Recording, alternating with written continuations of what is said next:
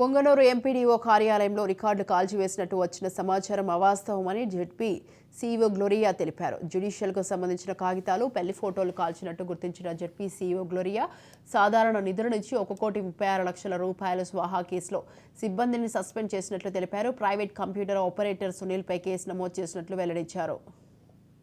MPDO కార్యాలయంలో 1,36,00,000 దుర్వినియోగమయ్యాయి. Computer operator దుర్వినియోగం చేశాడనే దాని మీద మేము విచారించి దానికి బాధ్యులను సస్పెండ్ చేయడం జరిగింది.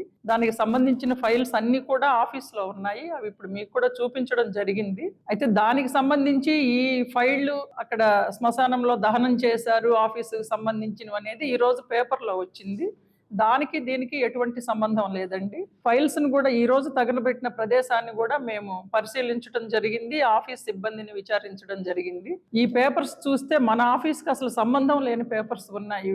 ఎవరో వ్యక్తిగతమైన పెళ్లి ఫోటోలు, క్యాలెండర్స్, దానికి సంబంధించిన రాడ్స్, లాంగ్వేజ్ చూస్తే కూడా జ్యుడిషియల్ లాంగ్వేజ్ అట్లా ఉన్నాయి. అంటే ఇక్కడంతా అడ్వకేట్స్ వాళ్ళందరూ ఉంటారు ఈ ఏరియాలో, మీ అందరికి కూడా తెలుసు. కాబట్టి ఈ వార్త అనేది పూర్తిగా నిరాధారమని నేను